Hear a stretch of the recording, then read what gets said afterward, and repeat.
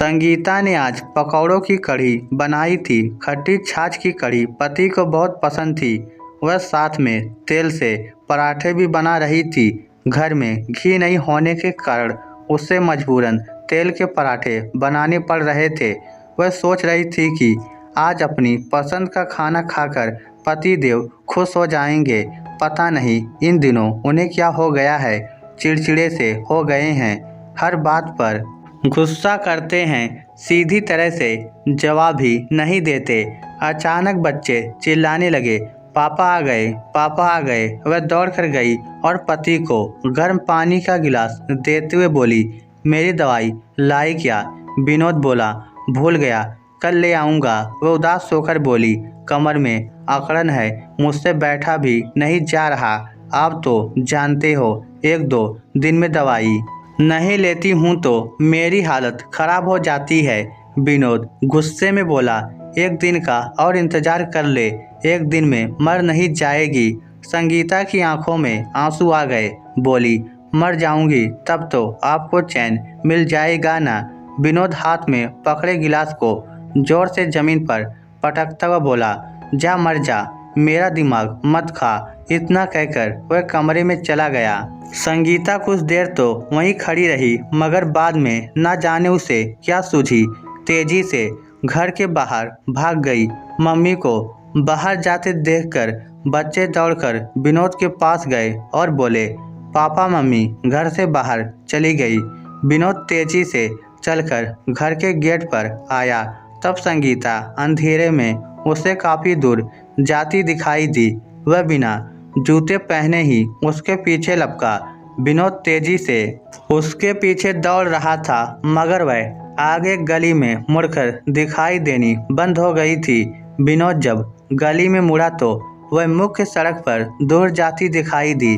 सड़क पर काफ़ी ट्रैफिक था और दोनों तरफ स्ट्रीट लाइट नहीं होने के कारण अंधेरा भी था। वह उसे आवाज़ लगाते हुए दौड़ रहा था कि अचानक ओवरटेक करने के चक्कर में एक तेज भागती गाड़ी संगीता को जोरदार टक्कर मारती हुई गुजर गई। संगीता सड़क से दूर जा गिरी। संगीता वह जोर से चिल्लाया। फिर जब उसने पास जाकर देखा तो वह लहूलुहान हालत में बेहोश पड़ी थी। वह रोते बिलखते हुए उसे हॉस्पिटल लेकर गया। डॉक्टरों ने दवा दारू की तो उसे होश आ गया। डॉक्टरों ने बताया कि अंदरूनी चोटें लगी हैं, जांच की रिपोर्ट आने के बाद ही पता चलेगा। होश आते ही विनोद को निहारते हुए बोली, माफ़ कर दो जी, मैं तो आपसे रूठकर जा रही थी, यह सोचकर कि मनाने पीछे आओगे, मगर ये तो बुरा हो गया। वह बोला, इतनी सी बात पर कोई ऐसे घर छोड़कर भागता है क्या? संगीता बोली, ये इतनी सी बात थी क्या? पिछले 10-12 दिनों से आप गुस्सा कर रहे हो। कोई सामान मांगती हूँ तो लाकर नहीं देते। ऐसे लग रहा था मैं और मेरी बीमारी आप पर बोझ बन गई हो। विनोद बोला, तुमसे कोई शिकायत नहीं थी यार। बॉस ने पिछले महीने से सैलरी रोक रखी है, जेब में 1 पैसा भी नहीं है। सामान और दवा कहाँ से लाकर देता? वह उसका हाथ पकड़कर बोली, अगर बॉस ने सैलरी रोक रखी है तो मुझे बता देते। वह बोला, तुम ज़्यादा चिंता करती इसलिए नहीं बताया। वह फीकी सी हंसी हंसकर बोली, मैं चिंता करूंगी, आपको इस बात की फिक्र थी, मगर आप गुस्से में बोलोगे तब मुझे कितनी टेंशन होगी, इसका आपको पता नहीं था क्या? विनोद अपने आंसू रोकता हुआ बोला, माफ़ कर दे, आइंदा कभी तुम पर गुस्सा नहीं करूंगा। बस तू जल्दी ठीक हो जा, मैं तुमसे बहुत प्यार करता हूँ। तुझे कुछ हो गया तो मैं भी मर जाऊंगा।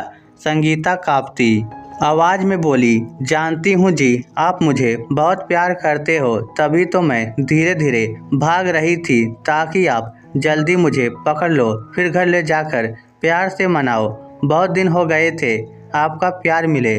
मैं हर दर्द सह सकती हूँ, भूखी भी रह सकती हूँ, मगर आपके प्यार के बिना मुझे चैन नहीं मिलता जी। डॉक्टर ने कहा, मरीज से ज़्यादा बातें मत करो, इसे आराम करने दो। उसके बाद वह चुपचाप उसके पास बैठा रहा।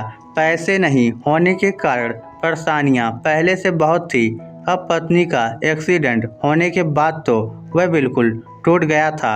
विनोद और संगीता के परिवार वाले आ गए थे।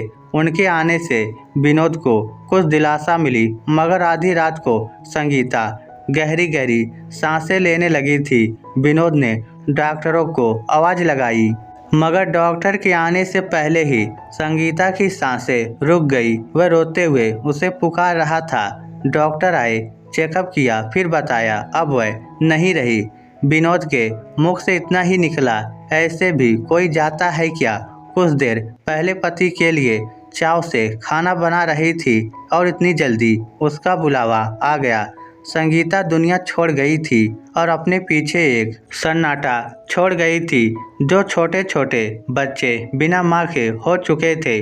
दोस्तों, बाहर की टेंशन घर में मत लाया करो। अगर कोई बड़ी टेंशन हो तो पत्नी से साझा कर लिया करो, ताकि उस परेशानी से लड़ने में वह तुम्हारी सहायता कर सके। और पत्नियों को चुभती बातें मत बोला करो, वह बहुत मासूम होती हैं, बात को दिल पर ले लेती हैं। कई बार पति सुबह के समय कड़वी बात बोलकर ड्यूटी पर चला जाता है। पति तो लोगों में जाकर व्यस्त हो जाता है, मगर वह बेचारी पूरे दिन उस बात को लेकर गुमसुम सी रहती है। इस स्टोरी को लेकर आपकी क्या राय है? नीचे कमेंट करके हमें ज़रूर बताइएगा। धन्यवाद।